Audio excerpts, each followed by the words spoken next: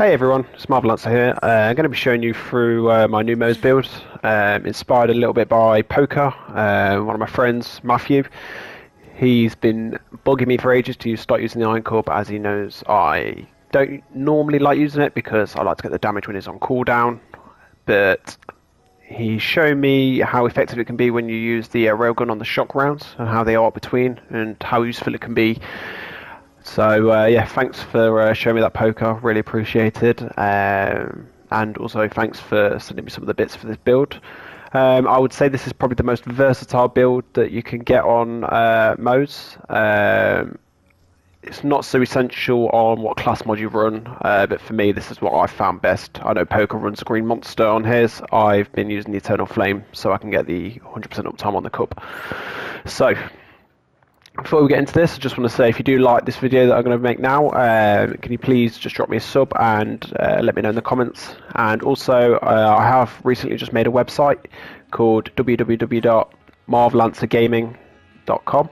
On there you'll find all my builds, any information, and I'm also planning on putting a list of all God roll items that I have on there so people can put their PSN on there, and then they'll get me to mail it to them so they can have that item. So that'll be like class mods, artifact, weapons, all kinds of things. So it's definitely worth taking a look into that in the future, and also subscribing to the mailing list so you'll get any updates for when that will be released. So right, we'll get into the build then. So we're going to be using the plasma coil. It's going to be one of our main weapons for mobbing consecutive hits. It's fine for bossing obviously as well, but I find that the flipper is more consistent for bossing. These two are both running consecutive hits. I find that the flipper in shock and corrosive is the best combination to get, just because some of the bosses are immune to cryo.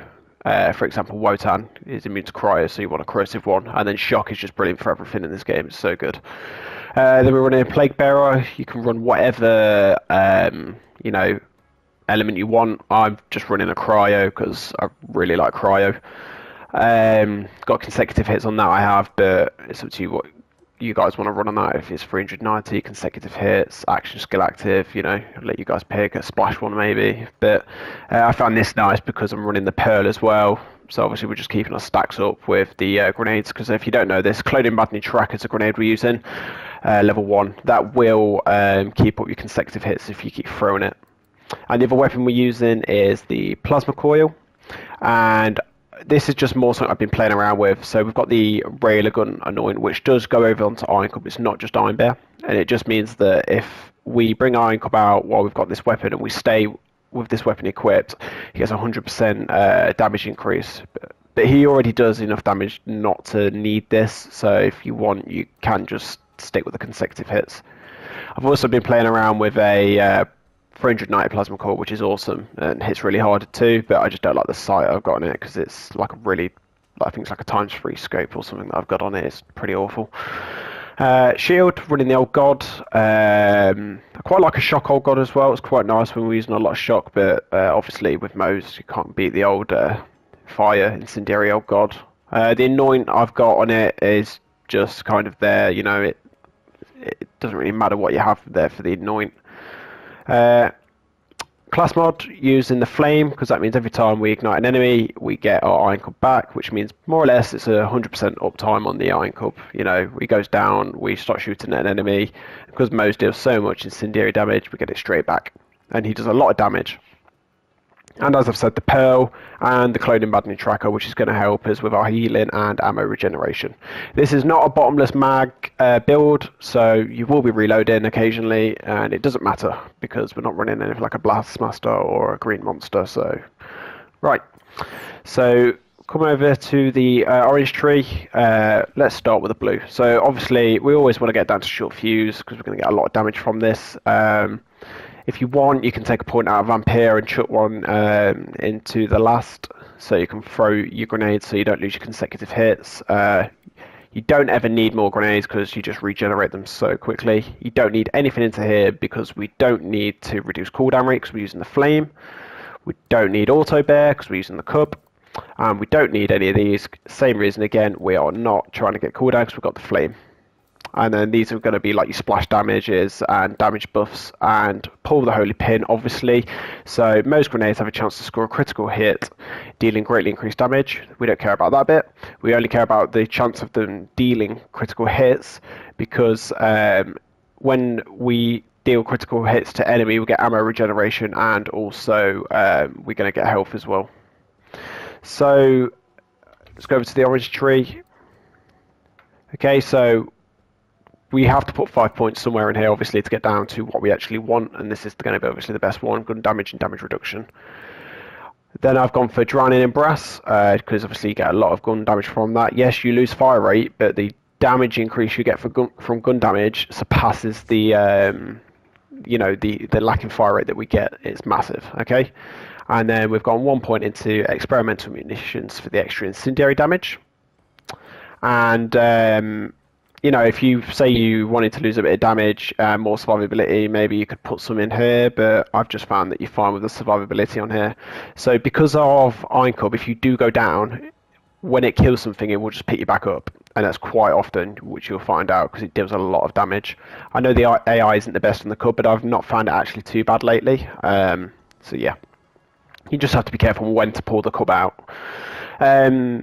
While we're on this page, I'll quickly point out this is what we use in the capacitor armature. So when railgun hits an enemy, it changes to nearby enemies, dealing reduced shock damage to more targets. So reduced damage, yeah, so you're losing 30%, but it's still hitting for over 100 mil sometimes. It will kill your normal mobbing ads, and it will knock shields off like Wotan. It's still very, very strong, especially since the update. So I don't know if you knew this before, on the class mod where it says action skill damage, that never used to actually apply to Iron Cup, but now it does. So, massive change to that.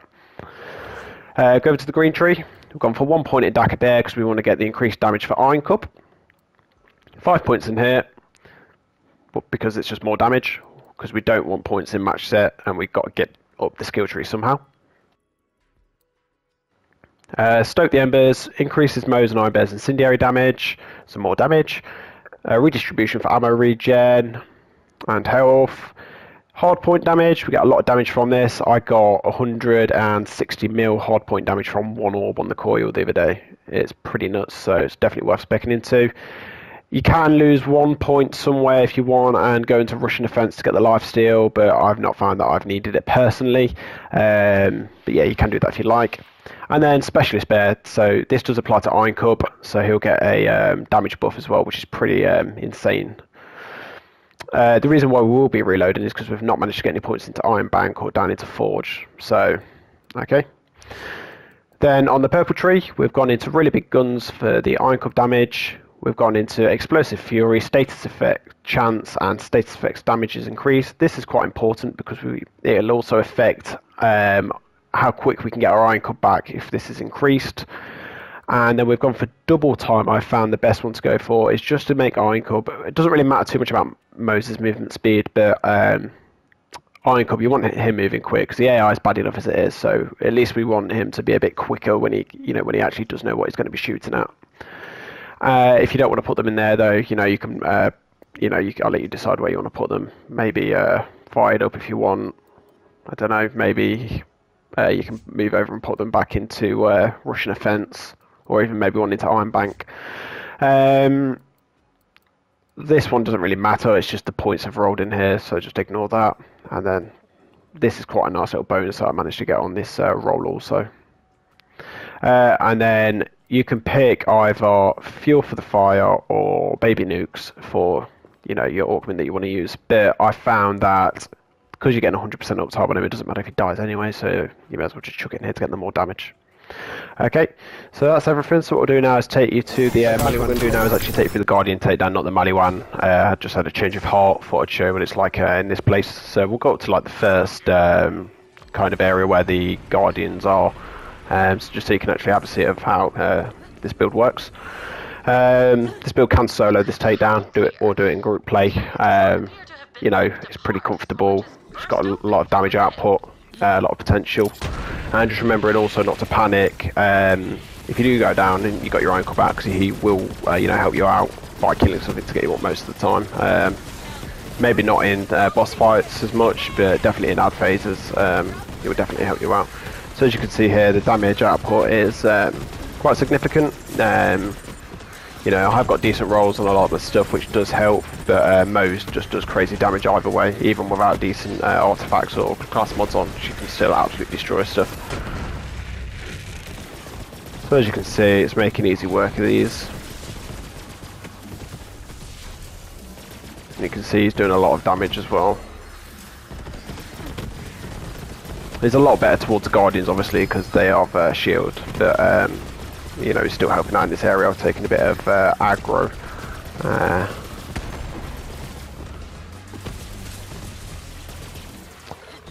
There you go, so one of my friends, this one's levelling up.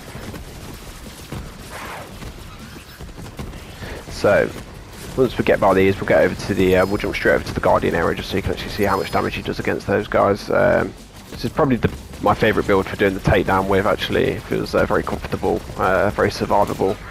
Especially with Vampire, when you're on the final boss, you can more or less just stand there and let him beat you up, and you know, you can just stand there shooting, and you know, you won't die.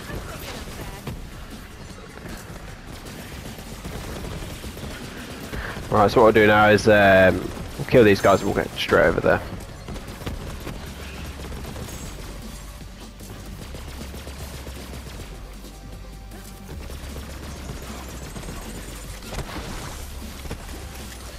Another one down.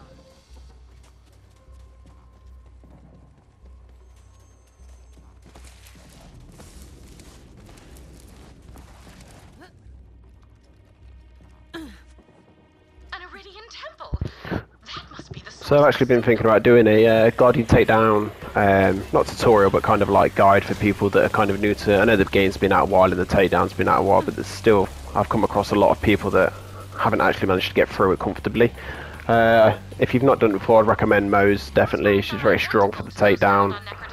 She has a lot of damage output, quite good survivability as well. The only thing that she struggles with is her movement speed for the platforms, but just running the MP5 or a Snowdrift or something like that for movement speed, and you should just be fine. Or anything just with a movement speed on the artifact helps a lot.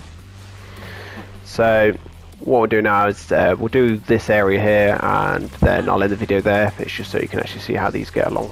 So as you can see, Iron Cub is still following. You know, the AI is not as bad as people make out, I don't think. We're going to be using the coil here, consecutive hits. So you can see our damage is quite comfortable. And just generally, I just let Iron Cub do his thing, roaming around killing stuff. The main thing on this takedown I find is just keep moving. Obviously you're restricted when you have to do the crystals, but just keeping an eye out for the guys with the orbs. Okay, easy as that. Okay, we'll get the flipper out for a little bit. That was probably a bad time to get the flipper out. Kill this guy first.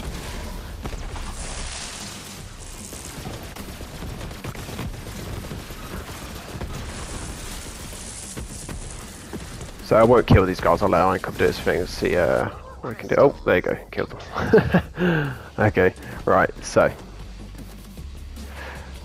we'll do the first crystal here in the middle, and then just so you can see the damage Iron Cub will do and what it'll do to help us out. So get a couple of grenades out, let's get the consecutive hits up and the pearl go in. And then he just roams around in front killing everything, just as simple as that. So you can see that was over 100 mil.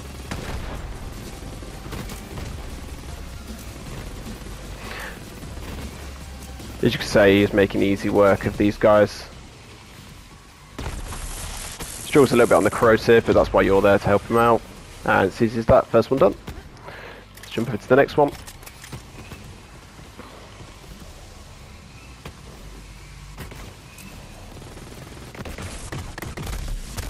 So he's just finishing them guys off down there. This is where the AI can be a bit annoying, but that's fine. It's, you know, we're survivable enough to not need him. He's just he is a helping hand if we do. So what I'm doing is focusing on knocking the yellow bars off the enemies and getting rid of these guys straight away, and then letting Iron Cub deal with anyone with shields.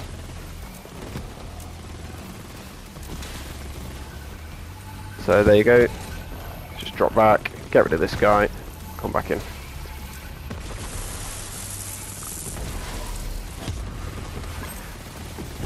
And it's easy as that. And then over to the last one.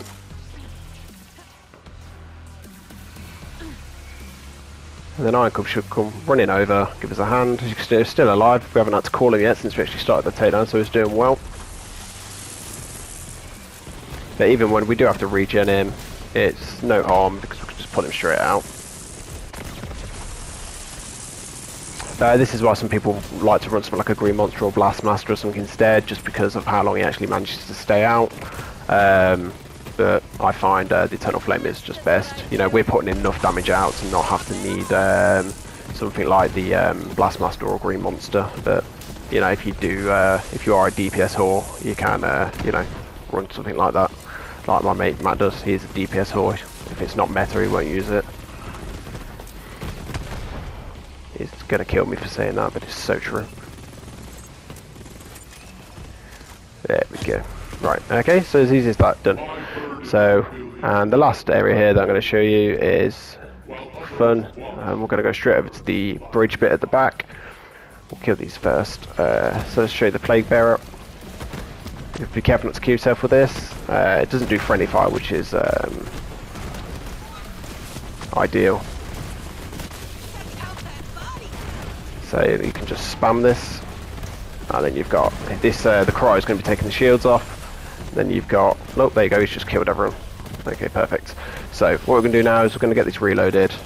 Ready for this bit. Let's knock off those shields. Or should I say armor. So Iron Cub then can come in and absolutely just destroy them.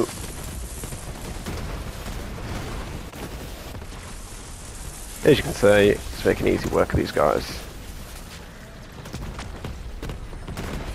There you go, as easy as that.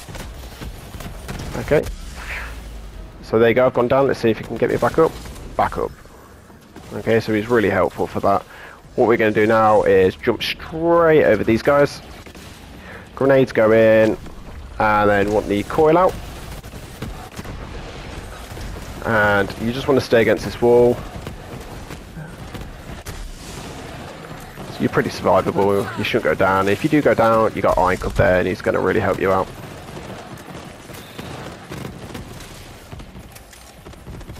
And there you go. Simple as that. So, yeah. I hope you enjoyed the video. It wasn't too long, hopefully. I hope you like the build. If you do want any of this build, remember, just let me know, and I can do a cloud save and drop you anything that's in my bank or off any of my other builds. Once again, thank you, Poker. Really appreciate the advice on this build and all the help you give me for the farming. You're an awesome guy, and I really appreciate that. Also, guys, please don't forget to visit my website, www.marvlancergaming.com. And if you did like this video, please drop me a like and subscribe. It really does help me grow my channel, as I am a new YouTuber and it's pretty hard going, especially when you're late into recording a fairly established game already. Okay, guys, well, hope you enjoyed. Bye.